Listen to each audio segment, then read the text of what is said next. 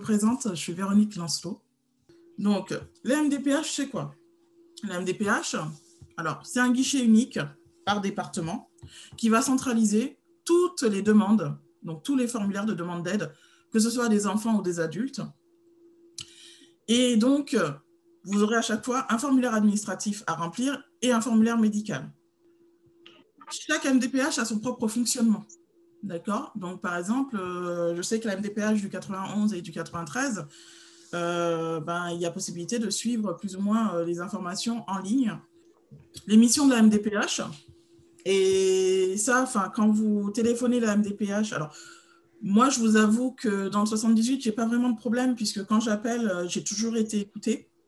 Mais c'est vrai que j'ai rencontré des parents qui, au niveau de d'autres MDPH, dans d'autres départements, des fois avaient un petit peu ce problème d'écoute de la part de la MDPH.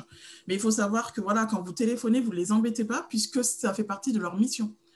La mission du MDPH, c'est d'accueillir les personnes, de les écouter, de vous informer surtout.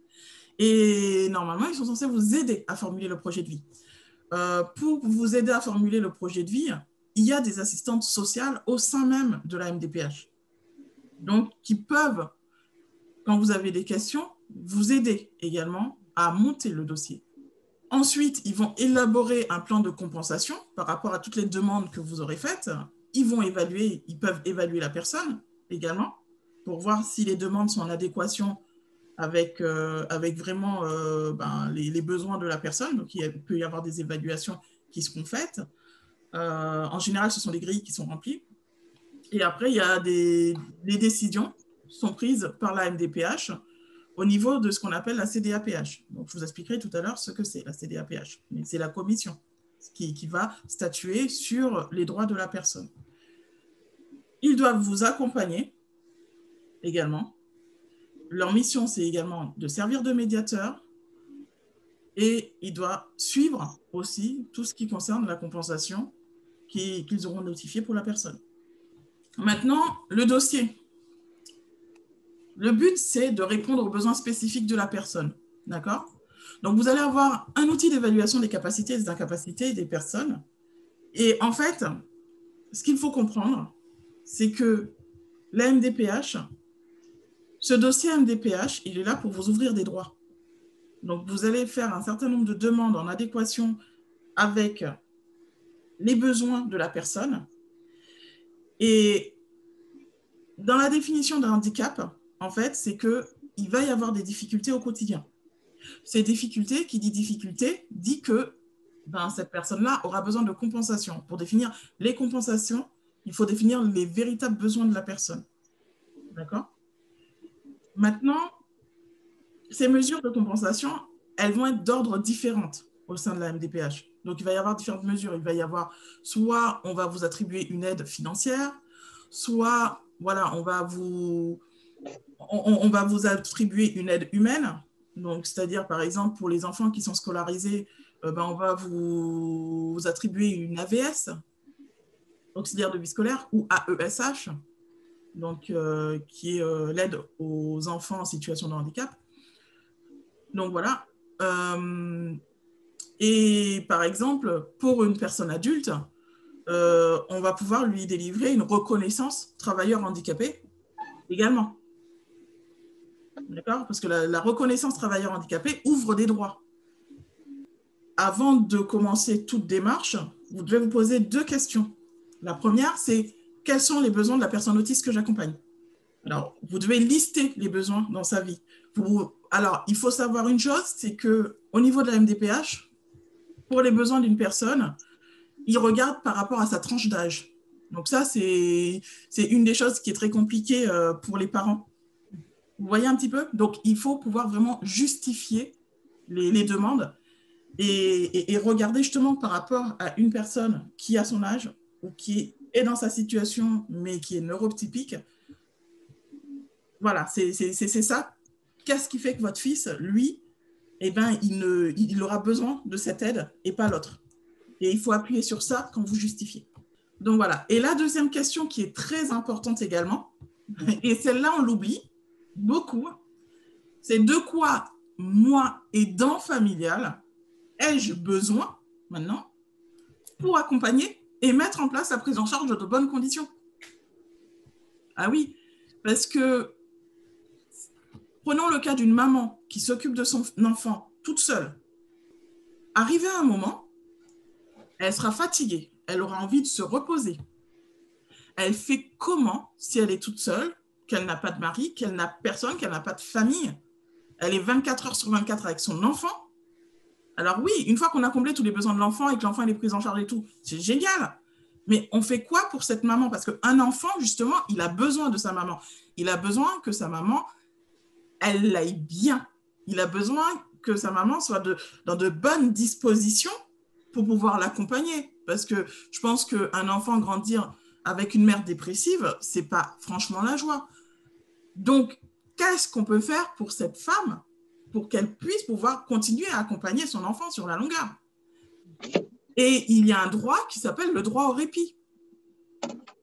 Et donc, il faut également que l'aidant, quand il monte le dossier de la personne qui l'accompagne, qu'il tienne compte aussi de ses besoins à lui pour continuer, mais ça reste cadré, hein, pour continuer à aider la personne. Donc, peut-être, voilà, qui va demander une aide pour que l'enfant puisse partir en vacances adaptées. Ou si c'est un enfant qui a de très gros troubles du comportement et que la personne est fatiguée, arrivé à un moment, elle a besoin de se reposer sur une journée ou 2 journées, elle peut le déposer dans une structure d'accueil en journée pour 1, 2 ou 3 jours, parce que ces solutions-là existent également. Mais pour avoir accès à ces solutions-là, il faut également avoir une orientation MDPH. Donc, vous voyez quand même qu'il n'y a pas que les besoins de la personne autiste au niveau de ce dossier. Il faut également penser à vous. Qu'est-ce que vous pourriez avoir besoin comme aide pour pouvoir bien mettre en place les choses et pour pouvoir vous préserver, pour être présent pour la personne en situation de handicap. Alors, je vous ai mis une liste. Alors, bon, vous pouvez la retrouver sur Internet, mais bon, si vous êtes en train de regarder le dossier, si vous êtes en train de constituer le dossier avec les diapos en sous-main pour pouvoir bien compléter, en tout cas, vous avez les adresses normalement des différentes MDPH de l'Île-de-France. Je les ai mises dans le PowerPoint. D'accord ? Maintenant, le parcours du dossier. On vous dit que votre dossier MDPH, vous devez le retirer. Alors, sur Internet, vous avez le CERFA, vous pouvez l'imprimer. Mais si vous n'avez pas d'imprimante, enfin, voilà, vous avez la possibilité de le retirer directement au niveau des MDPH. Hein. Ils sont tenus de vous donner un dossier pour que vous puissiez le remplir. Et à partir du moment où vous l'avez déposé, la durée légale de traitement, elle est de 4 mois. Je précise, la durée légale de traitement. En revanche, dans les faits, il ne faut pas se leurrer, on a constaté qu'il y a des temps d'attente de 4 à 18 mois. Et c'est très variable selon les MDPH. D'accord ? Donc, quand vous avez une notification qui se termine ou quand il y a un besoin, il faut anticiper le dépôt du dossier. Quand un besoin est urgent, il y a une case à cocher en disant que le besoin est urgent. Et à ce moment-là, le dossier passe en prioritaire pour certaines choses. Il y a des choses pour lesquelles ça va plus rapidement, c'est pour tout ce qui est notification pour les AVS au niveau scolaire, d'une année à l'autre. Les dossiers, ils passent très rapidement parce qu'il y a des commissions spéciales. Ensuite, vous allez avoir un enregistrement administratif avec un accusé de réception. L'enregistrement administratif, il va se faire de la manière suivante. Le service va vérifier que pour les demandes que vous avez faites, que toutes les pièces obligatoires sont bien présentes et que le dossier est recevable.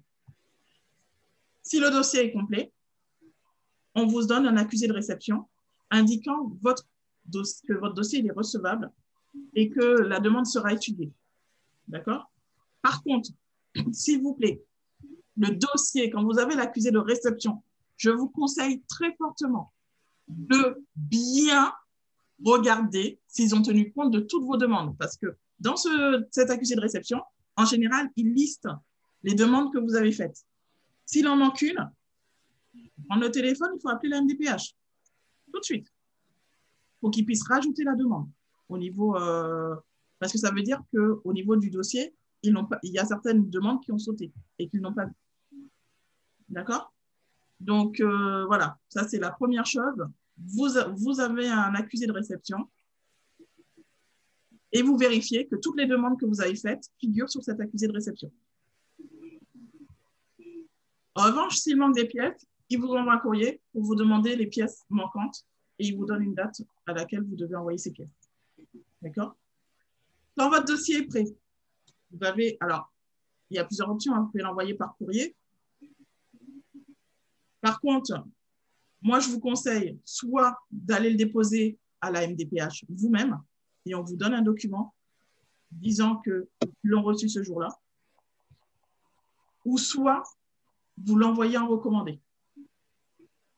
Parce qu'en fait, il faut qu'il y ait une trace. Il ne faut pas qu'on puisse vous dire « Oui, mais madame, on a perdu le dossier » ou « On ne l'a jamais reçu ».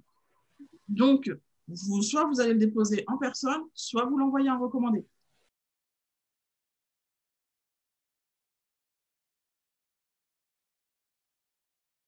Ah, vous pouvez quand même mettre les factures hein, et vous le demandez quand même. Mais pour pouvoir bien montrer que derrière, par la suite, il va falloir qu'il vous aide. Mais effectivement, tout ce qui est intérieur à une demande, ce dossier, une fois qu'il a été enregistré, alors il y a un petit délai pour qu'il puisse passer à l'étude en équipe pluridisciplinaire. Donc, cette équipe pluridisciplinaire, on va appeler EPE, va être constituée de quelques professionnels de la MDPH. Donc, vous aurez des médecins, des assistants sociaux, comme je vous ai dit, des assistants sociaux, les psychologues, vous aurez des enseignants, donc vous avez une référente scolaire de la MDPH qui n'est pas à confondre avec l'enseignante référente scolaire de l'éducation nationale. Ce sont deux personnes différentes. Hein. Vous avez des éducateurs spécialisés, etc. Mais vous pouvez également avoir cette enseignante référente de l'académie qui sera présente hein, pour évaluer également l'équipe, pour pouvoir évaluer les dossiers des enfants. D'accord ? Le rôle, c'est d'examiner les demandes et en fonction des demandes, ils vont vous proposer une orientation. Alors, si vous avez demandé une orientation, ils vous proposeront une orientation. Si vous demandez quelque chose qui nécessite le calcul du taux d'incapacité, ils vont vous le donner, ce taux d'incapacité. D'accord ? Et il va vous proposer les aides auxquelles la personne a droit, mais qu'on soit bien d'accord, pour qu'il puisse vous proposer des aides, il faut que vous les ayez demandées.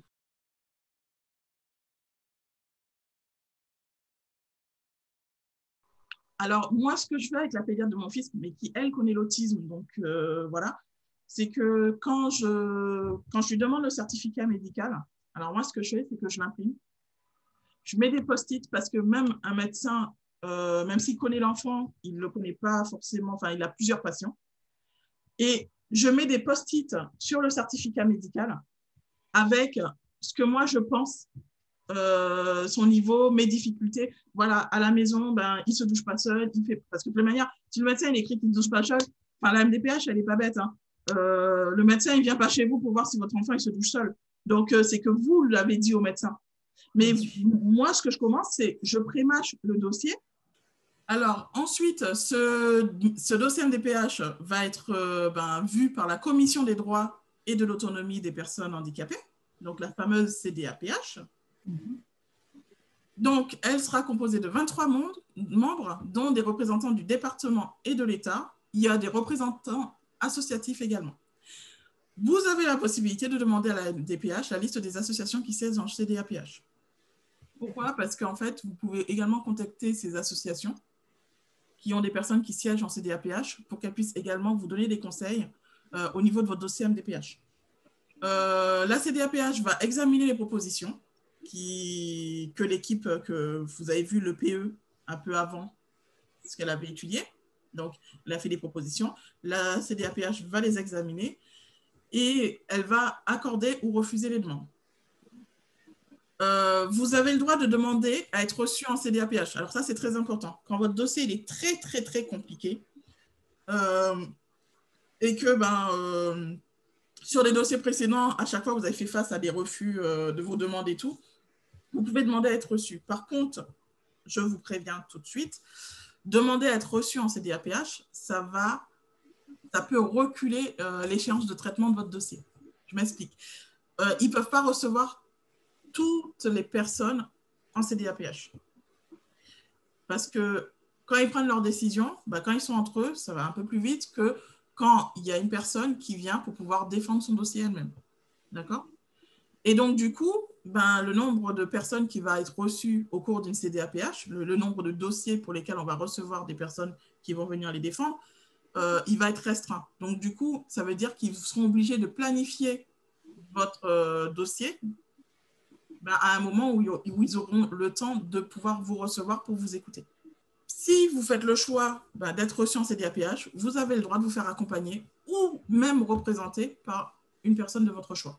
Maintenant, quand votre dossier est passé en CDAPH et que vous avez la notification, si vous n'êtes pas d'accord, vous pouvez demander une médiation ou une conciliation auprès de la MDPH et faire un recours.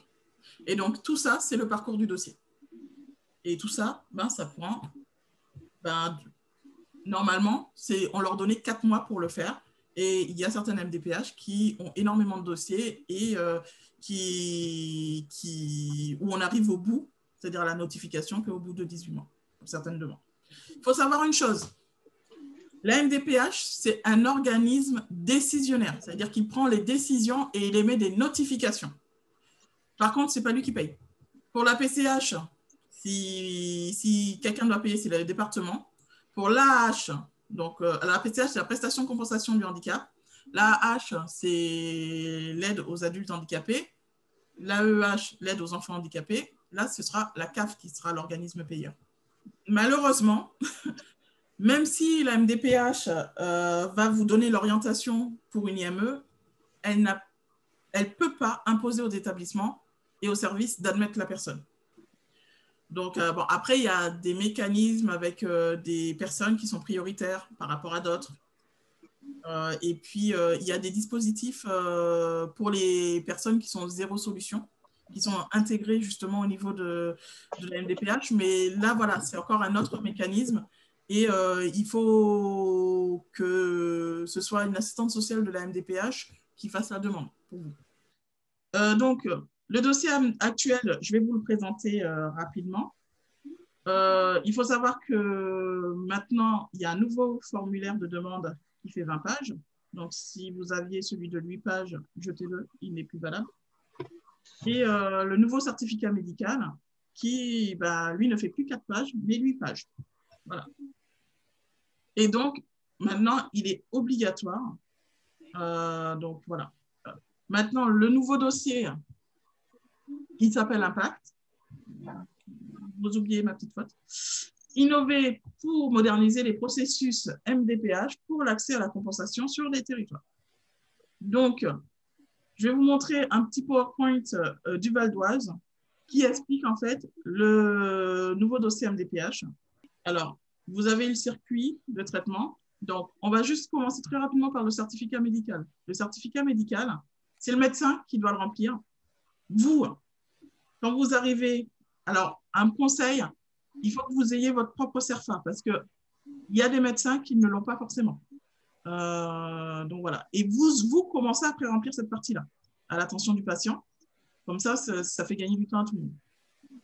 Le médecin, c'est lui qui remplit cette page-là et il peut le remplir, il peut faire un certificat médical simplifié. Si par exemple, l'état de santé du patient n'a pas changé, qu'il n'y a pas de retentissement fonctionnel et que il n'y a pas de modification de la prise en charge, si toutes ces cases sont cochées, donc sur non, et à ce moment-là, le certificat médical, il s'arrête à cette page-là. Par contre, s'il y a au moins une des cases où il a coché oui, il doit remplir tout le certificat médical. Donc, cette partie-là, le médecin sait comment la remplir. Je ne vais pas m'attarder dessus. Donc, vous voyez les cases. Voilà. Donc, pour moi, ce qui est important, c'est que déjà, normalement, au niveau de l'autisme, la date d'apparition, c'est à la naissance. Hein. On est autiste, hein. On ne le devient pas. Donc, voilà. S'il y a un retard, et il y aura en général un retard au niveau de l'autisme, il faut le préciser ici, à ce niveau-là. S'il y a un traitement, parce qu'il y a certains autistes qui ont des traitements médicamenteux, il faut le préciser là. Au niveau du régime alimentaire, il faut également le préciser là. Donc voilà, si c'est un enfant qui a des problèmes alimentaires. Ici, vous avez les prises en charge. Donc, vous voyez, l'orthophoniste, il faut que ce soit précisé la fréquence. La psychologue, la psychomotricienne, s'il y en a une. Voilà. C'est important de pouvoir le remplir. Il y a même la case pour le CMPP, pour le CMP, pour l'hôpital de jour. Mais tout doit être vraiment rempli à ce niveau-là. Et le projet thérapeutique, il doit également être mis. C'est-à-dire que votre médecin doit quand même écrire ce qu'il préconise pour votre enfant. D'accord? Au niveau thérapeutique, hein, je précise. Hein. Pas au niveau éducatif. Hein. Un médecin ne pourra pas écrire qu'un enfant doit aller à l'école. Hein. Ça, c'est pas possible. Donc, voilà. Et ici, vous allez avoir, vous voyez, les grilles d'appréciation. Et pour cette partie-là, je suis désolée, mais cette partie-là, vous devez la préparer. C'est-à-dire avec un petit post-it. Alors, le médecin, il va pouvoir, il y a des choses qu'il verra, mais il y a des choses, par exemple, communiquer avec les autres, il est dans son cabinet. Donc, le médecin, il saura si votre enfant communique avec lui. Mais pour se faire comprendre, etc. et tout, vous devez mettre sur un petit post-it pour le médecin quelles difficultés vous rencontrez, que votre enfant rencontre en communication. Ici, pour tout ce qui est apprentissage, bah, il faut quand même prévoir pour le médecin une explication de qu'est-ce que les maîtresses elles disent, comment ça se passe à l'école, etc. Est-ce qu'il réussit à apprendre correctement ou pas? Voilà, pareil pour l'entretien personnel, vous allez mettre un petit post-it à ce niveau-là pour dire si oui ou non il fait sa toilette, etc. Et le médecin, lui, il va vous poser la question, mais est-ce qu'il fait... Voilà, et vous allez raconter. Mais c'est quand même un dossier que même si c'est le médecin qui le remplit, vous, quand vous accompagnez votre enfant chez le médecin pour pouvoir avoir le certificat médical, il vous faudra également répondre aux questions du médecin et c'est pour ça que je vous conseille très fortement de quand même préparer le certificat médical. Voilà, quelles questions le médecin pourrait me poser et qu'il faut que je réponde rapidement et surtout, il ne faut pas oublier certaines choses importantes qui ont un impact sur la vie de la personne. Maintenant, les différents volets pour l'expression des besoins et des attentes. Donc, au niveau de la MDPH, ce que vous devez remplir. Donc, vous avez cette première partie. Donc, selon votre situation, vous allez remplir, voilà, soit que c'est votre première demande, pour quelqu'un, il faut tout remplir. Donc, voilà, selon ce que vous cochez, là, c'est expliqué à quel niveau de remplissage vous devez faire. D'accord? Maintenant, vous avez cette partie-là, pour la personne qui m'avait posé la question, par rapport aux besoins de l'aidante familiale. Elle est ici, dans la partie F. Votre aidant familial, la personne qui s'occupe de vous au quotidien, souhaite exprimer sa situation et ses besoins. Et c'est là que vous cochez et vous allez à la partie F aussi pour expliquer vos besoins à vous en tant qu'aidant familial. Il faut comprendre une chose, c'est que ce dossier-là, il est écrit plus ou moins du point de vue de la personne qui en fait la demande. C'est un formulaire unique pour les enfants et les adultes.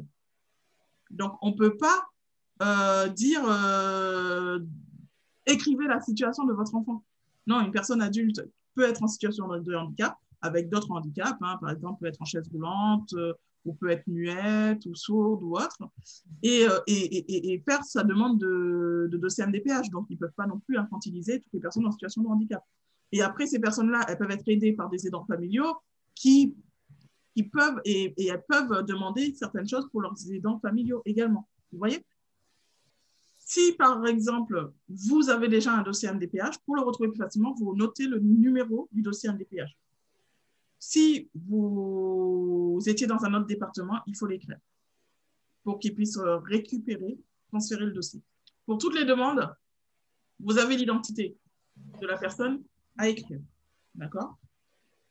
Un conseil, à chaque fois qu'on vous demande le nom et prénom de la personne en bas, de chaque page, il faut les reporter.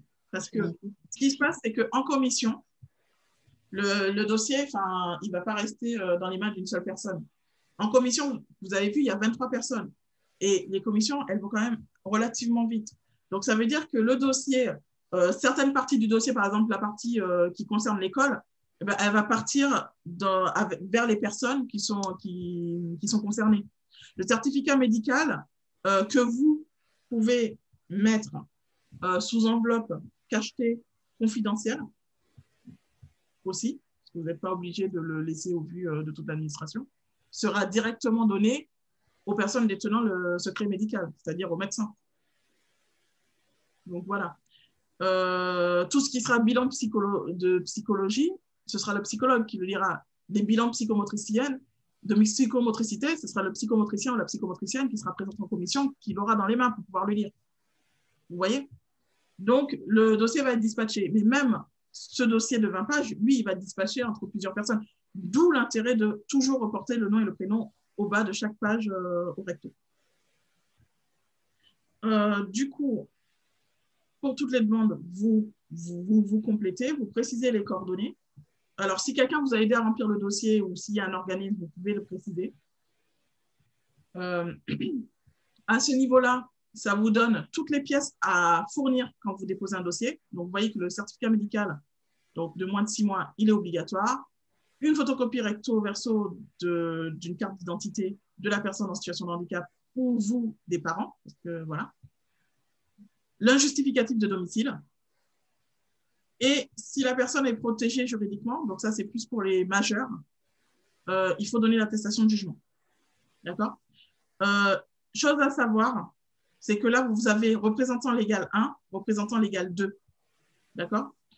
Donc, vous avez le papa et la maman dans les familles classiques.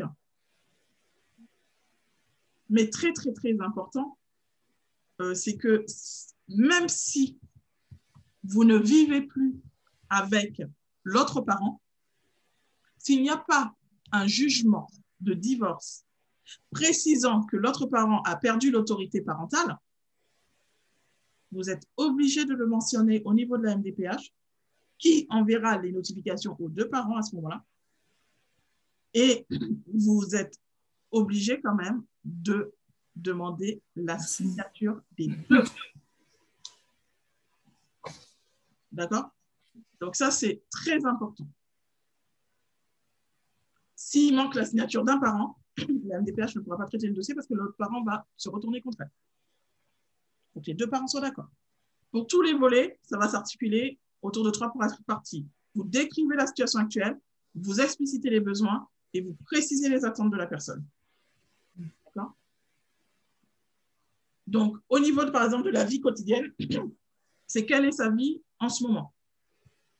Donc, vous devez mettre, en fait, il faut que la MDPH ait une photo de comment la personne vit actuellement. Voilà, à l'instant T, vous envoyez le dossier. Ensuite, vous allez exprimer les besoins. Donc là, vous dites ce que vous avez actuellement. Donc, tout ça, c'est actuellement. Voilà, est-ce qu'il y a une aide technique ou pas, etc. Et là, ce sont les besoins ressentis par le demandeur. Et c'est là où vous allez écrire quels sont les besoins de la personne que vous aidez. Vous aurez également toutes les attentes. Voilà, j'aurai besoin de matériel ou d'équipement. Par contre, si vous avez besoin de matériel ou d'équipement, ben, il faut déjà prévoir les devis aussi. C'est-à-dire que quand vous demandez quelque chose, il faut prévoir des devis pour pouvoir aiguiller la MDPH. Moi, si j'ai besoin de ça, ça coûte tant, je ne peux pas le payer moi-même pour la personne. Et puis même si passer certaines sommes, il faut quand même être aidé. D'ordre général, toujours mettre les devis. Ici, vous avez un emplacement pour pouvoir vous exprimer. Donc là, c'était la partie, on va dire, pour le projet de vie. Alors, moi, je vais être franche avec vous. On vous dit d'écrire ici les autres renseignements. À plusieurs endroits, vous avez la possibilité de préciser, par exemple ici également, le projet professionnel, etc. Moi, en fait, ce que je fais, c'est que j'écris CF, projet de vie, 6 juin. Et en fait, moi, je réécris tout le projet de vie avec les demandes et à chaque fois la justification des demandes.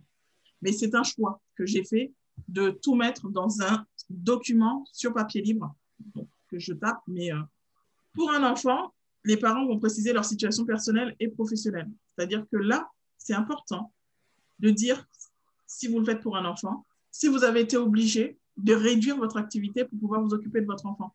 Parce que le fait de réduire son activité, ça ouvre également des droits. Au niveau de la scolarité, c'est pareil. La situation actuelle, le besoin de la vie scolaire, vous expliquerez les attentes au niveau scolaire.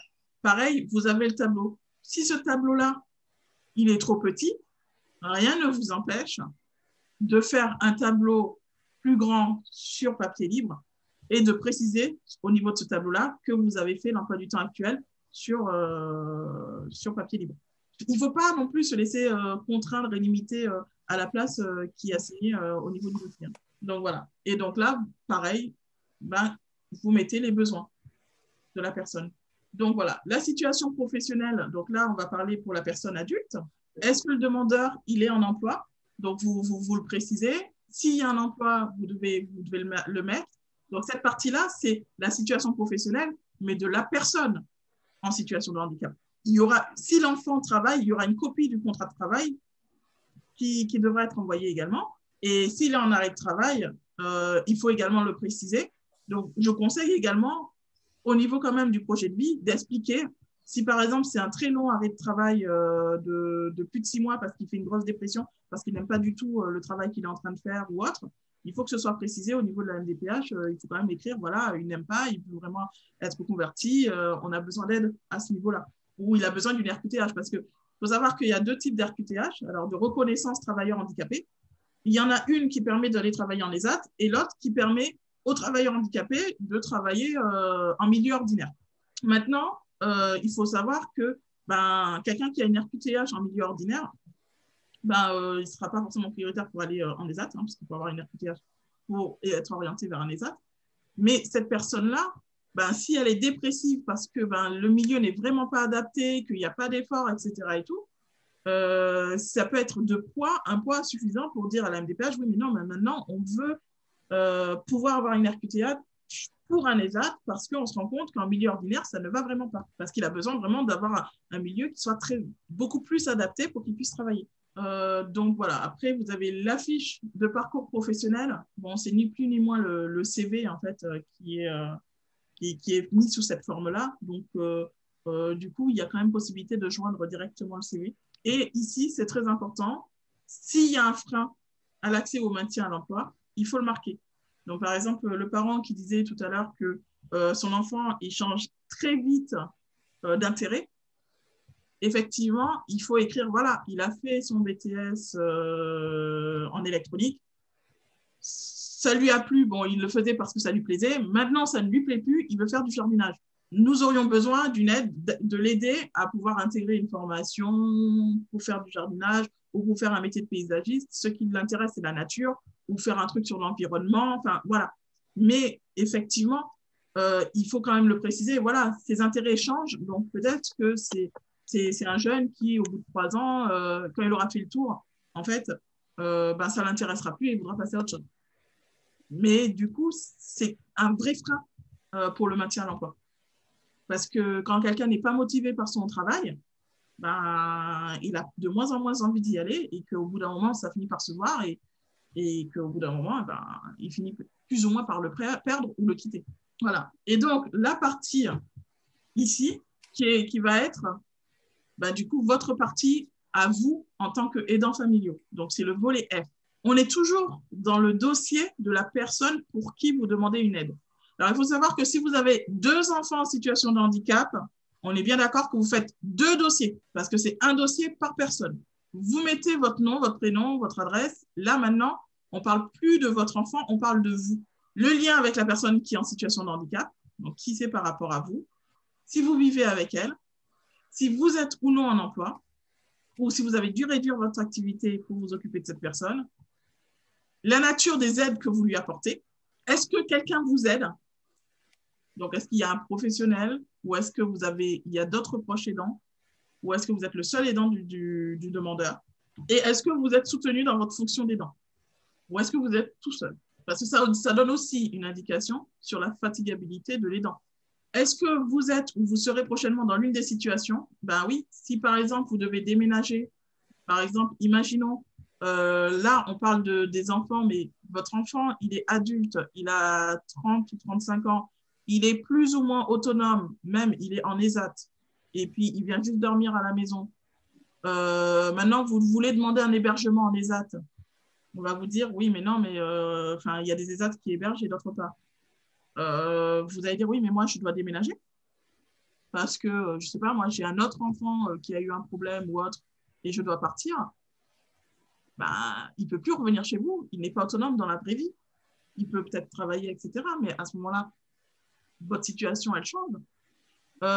Vous êtes un enfant et vous avez vos parents, parce que le dossier, il est fait pour tout le monde, et vous devez déménager et vous ne serez plus là pour votre parent, ben, vous pouvez aussi dire, oui, mais l'éloignement géographique fait que moi, tout ce que je faisais pour lui, maintenant, je ne pourrai plus le faire et qu'il aura besoin justement d'une tierce personne pour le faire à ma place. Vous pouvez avoir, vous, un changement majeur dans votre situation personnelle ou ben, vous êtes séparé de votre conjoint ou bien votre conjoint, je ne le souhaite pas, mais est décédé. Ben, du coup, vous vous retrouvez toute seule. Donc, ceux qui étaient partagés entre deux parents, d'un coup, vous l'avez pour vous toute seule. Donc, ça veut dire que, en fait, ça va indiquer que vous êtes quand même vulnérable à un certain niveau. Vous avez des problèmes de santé, vous pouvez moins vous occuper de la personne. Donc, vous avez vous-même besoin d'aide parce que sinon, vous ne pourrez pas assumer toutes les aides que vous faites actuellement pour votre proche. Et donc, le volet F, il parle de vous.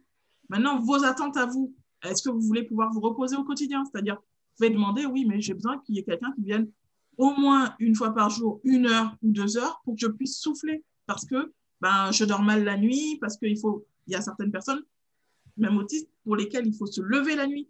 Vous êtes beaucoup plus fatigué. Si vous n'avez pas dormi de la nuit et que vous devez assurer votre boulot le lendemain, ben, vous serez en moins bonne forme, vous serez moins performant. Et dans le monde actuel, quand on est moins performant, malheureusement, eh bien, on est plus facilement licenciable. Et ça aussi, il faut savoir le mettre. Donc oui, non, j'ai besoin de me reposer de temps en temps, ou j'ai besoin de me faire remplacer. Par exemple, quand je vais faire les courses, s'il est impossible, par exemple, vous êtes mère célibataire, il est impossible de faire les courses seul avec votre enfant, parce que dès qu'il rentre dans un magasin, il se met à hurler.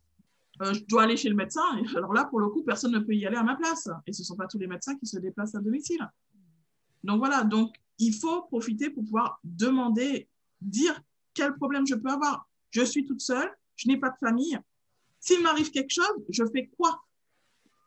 Donc j'ai besoin d'avoir une orientation vers une structure d'accueil pour le jour où je me casse une jambe et que je suis obligée de rester une semaine à l'hôpital, que la structure d'accueil puisse me prendre mon enfant pendant 1 semaine et que quand je retourne à la maison, que je puisse récupérer mon enfant.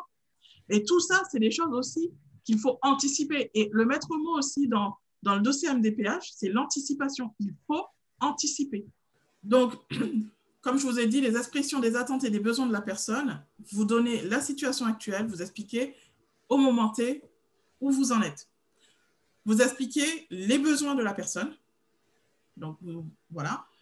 Et une fois que vous avez expliqué les besoins, vous justifiez les besoins et vous expliquez les attentes. Qu'est-ce que vous attendez de la MDPH pour pouvoir mettre en place toutes ces aides-là, toute cette compensation par rapport aux besoins de la personne. Donc, le certificat médical, comme je vous ai dit, la personne qui le remplit, c'est le médecin. Je vous ai montré les éléments qui étaient importants rapidement. Et vous y associez aussi tous les bilans.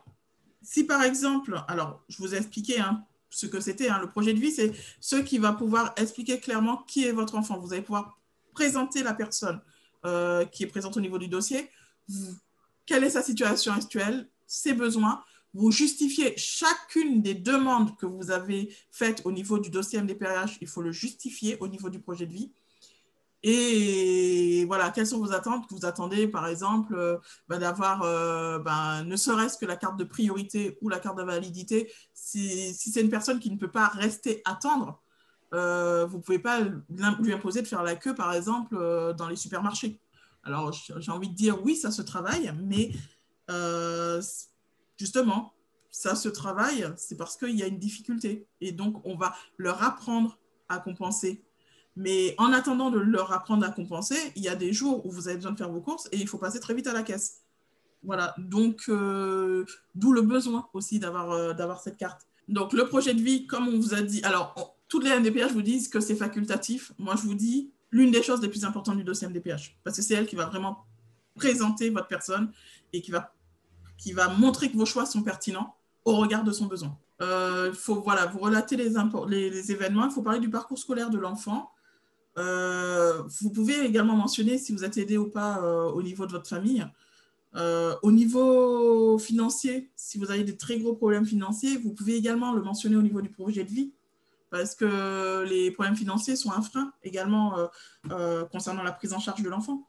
Si on vous demande, ben oui, mais pourquoi vous n'avez pas encore fait des bilans? Oui, mais bon, j'ai pas d'argent, j'ai même pas assez d'argent pour manger.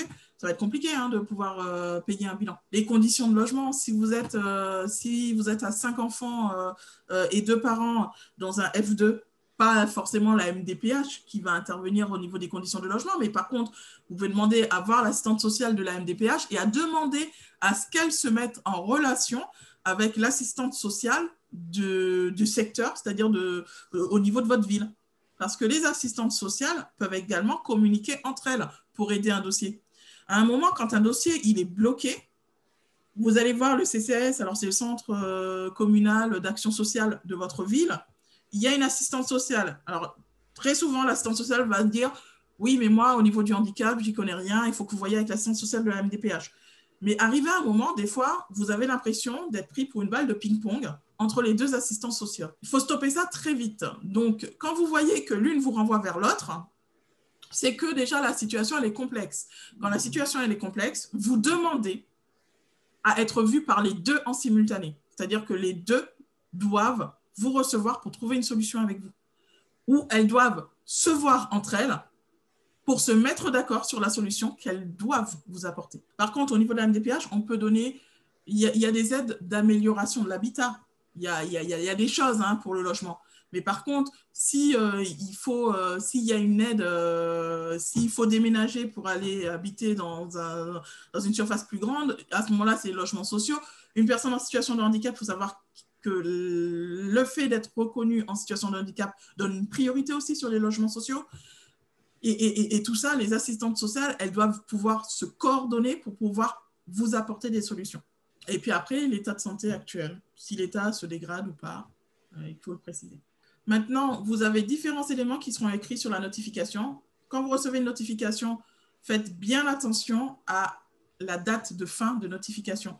Maintenant, vous n'êtes pas d'accord avec les droits notifiés, vous avez des recours. Alors, les recours contre les décisions de la MDPH, il va falloir d'abord, maintenant, il y a obligation, alors depuis 2019, janvier 2019, il y a obligation de passer par le recours administratif préalable. Donc, après le recours préalable auprès de la MDPH, à ce moment-là, si vous n'avez pas pu obtenir gain de cause au niveau du recours administratif, vous allez au tribunal administratif s'il s'agit d'une orientation professionnelle ou d'une RQTH avec laquelle vous n'êtes pas d'accord, par exemple, si on ne vous l'a pas donné alors que vous estimez que l'enfant y a droit, ou vous vous dirigez vers le tribunal de grande instance pour les autres décisions de la CDAPH. Par contre, si vous avez fait un recours préalable auprès du président du conseil départemental, et là, alors pour l'APA, c'est plus pour les personnes qui sont adultes et qui commencent à être dépendantes, mais les aides sociales à l'hébergement ou pour la CMI stationnement, là, c'est au tribunal administratif qu'il faudra aller. Concernant la carte d'invalidité de priorité ou tout ce qui est obligation alimentaire ou recours en succession, c'est le tribunal de grande instance qui s'en occupe. Maintenant, le recours contentieux auprès du tribunal. Alors, ce qu'il faut savoir, c'est que le recours préalable, administratif préalable, dont j'ai parlé tout à l'heure, au niveau de la MDPH, il faut considérer au bout de 2 mois, si vous n'avez pas de réponse, ça veut dire que le recours, il a été rejeté. D'où l'importance d'envoyer un courrier recommandé quand vous faites votre recours. Parce qu'à partir de 2 mois après votre envoi, vous pouvez considérer que le recours il a été rejeté. Et donc, vous pouvez tout de suite aller sur du recours contentieux au bout des 2 mois. Parce que pareil, vous avez encore que 2 mois après le recours préalable pour pouvoir saisir le tribunal administratif ou le tribunal de grande instance. Donc là, les dates sont importantes. Donc, voilà. Ici, je vous ai mis, justement, pour plus d'informations sur ces recours, je vous ai mis une adresse où ils sont très clairs là-dessus et avec des textes de référence au bas de la page de leur site. Donc là, ça explique toutes les modalités de recours, la réforme qui a été faite en 2019. Vous avez des interlocuteurs institutionnels. Alors, les assistantes sociales, comme je vous l'ai dit, du CRAIF, de la mairie, du centre d'action sociale, mais également de la MDPH. Au niveau de l'école, vous avez également normalement une cellule du ministère de l'Éducation nationale pour pouvoir vous épauler. Donc voilà, ça fait partie des aides qui existent. Et vous avez également le défenseur des droits quand vous estimez que vous êtes discriminé, que ce soit au niveau des cantines, de l'accès au centre de loisirs, du coup même de l'accès à l'école, hein, on va dire. Vous pouvez également faire appel, vous rentrez dans le cadre pour faire appel au défenseur des droits. Alors, je vous ai mis, alors au niveau des associations de familles, alors il n'y aura pas tout, hein, il y en a encore d'autres. Alors, il y en a deux principales au niveau national qui sont Autisme France et Vaincre l'autisme.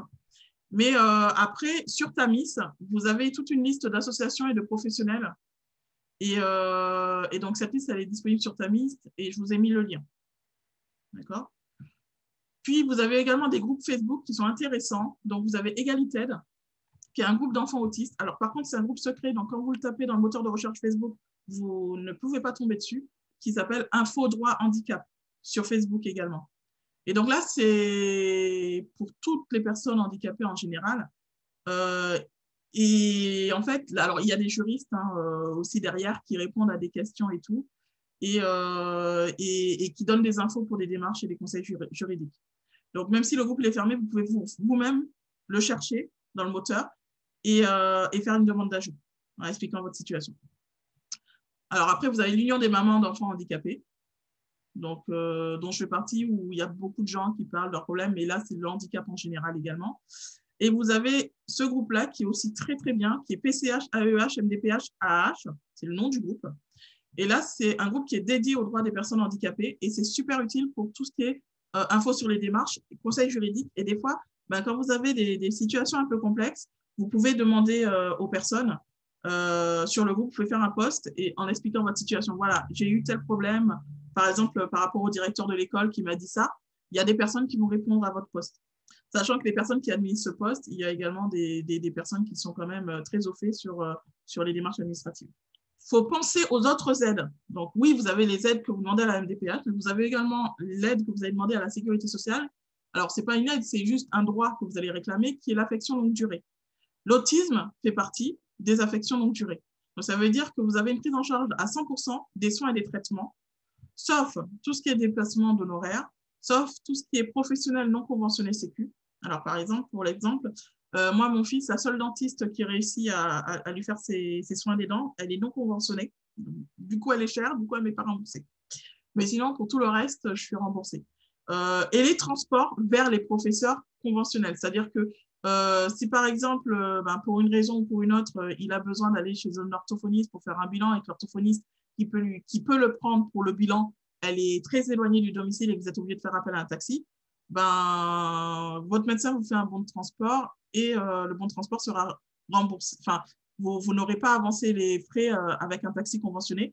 Il sera directement payé par la Sécu. Voilà. Maintenant, après, c'est pour les soins qui sont quand même liés à l'affection longue durée. Donc, le protocole de soins, il sera rempli par votre médecin ou le pédiatre de l'enfant et envoyé à la sécurité sociale, qui, elle, va vous renvoyer un avis favorable ou non. Vous avez la prestation financière qui va être versée par la CAF. Alors là, pour les AJPP, c'est les allocations journalières de présence parentale. Donc, quand un parent va diminuer ou va cesser son travail pour s'occuper de son enfant de moins de 20 ans, il peut, alors s'il est salarié ou s'il est en chômage indemnisé, faire un dépôt au niveau de la CAF avec un certificat médical pour demander une allocation journalière de présence parentale. Par contre, il ne peut le faire que s'il n'a pas de complément d'AEH pour l'enfant. S'il a l'AEH pour l'enfant, ça va. S'il a l'AEH plus un complément, il ne peut pas. Et enfin, vous avez alors, la possibilité, alors il y a le fameux crédit d'impôt quand vous avez du personnel à domicile. Vous embauchez un salarié à domicile, vous avez la possibilité d'être exonéré partiellement des charges sociales.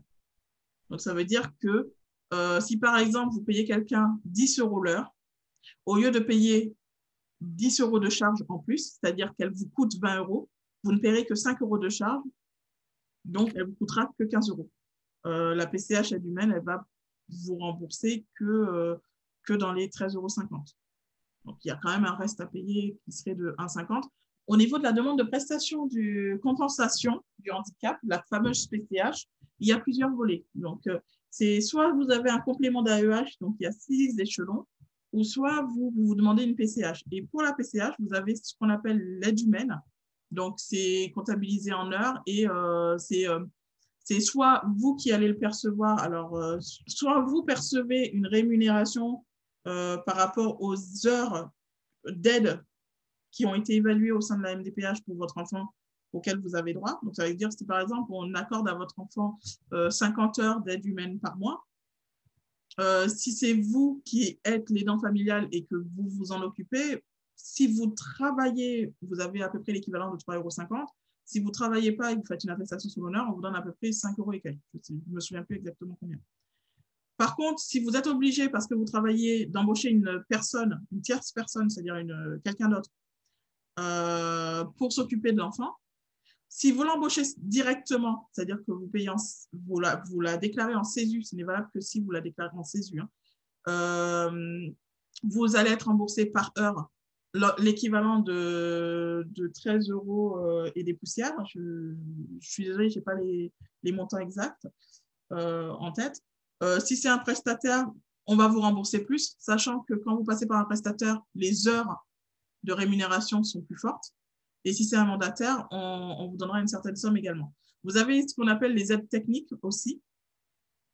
Donc, les aides techniques, ce sont des aides plutôt pour du matériel dont la personne pourrait avoir besoin. Vous avez ce qu'on appelle les aides à l'aménagement du logement. Et c'est par rapport au handicap de votre enfant que vous êtes obligé de le faire. Et donc, il y a une aide, il y a une PCH pour aider à l'aménagement du logement. Vous avez des aides au transport quand, par exemple, vous voulez envoyer votre enfant dans des vacances adaptées et que vous êtes obligé de payer un transporteur pour pouvoir l'y emmener. Les indemnités kilométriques peuvent être remboursées. Et donc, du coup, c'est par le biais de ce volet PCH, aide au transport. L'aide spécifique ou exceptionnelle, elle va servir, alors elle est plafonnée, et vous avez l'aide animalière pour certains handicaps. Vous savez que les personnes aveugles, elles ont droit à un chien guide, par exemple, et donc ça va rentrer dans la sphère des aides animalières.